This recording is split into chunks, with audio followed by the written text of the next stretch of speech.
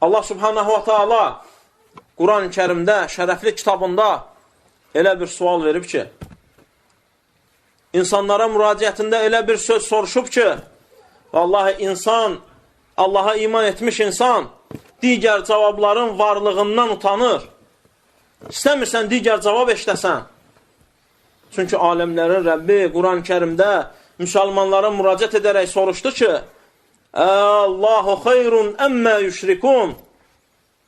Allah mı daha xeyirli və yaxşıdır, yoxsa şirk qoşduqlarınız? Vallahi insan digər cavabların olmasından utanır.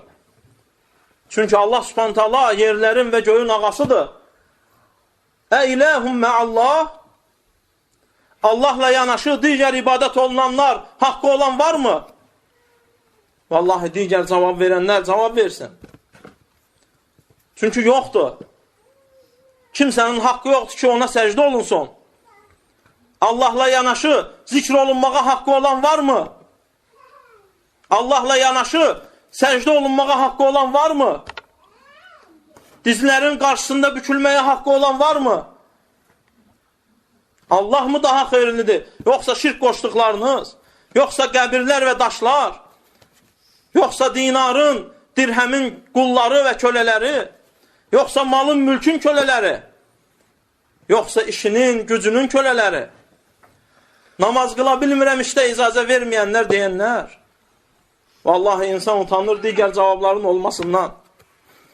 Çünki ya...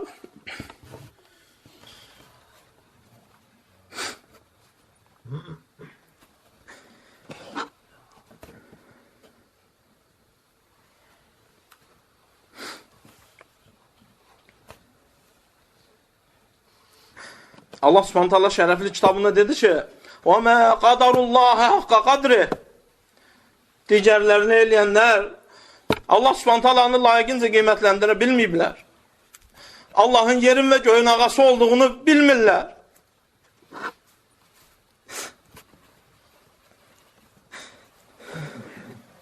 Allahdan başqa bir vəlinin olmadığı bir gün üçün hazırlaşmağı lazım olduğunu bilmirlər.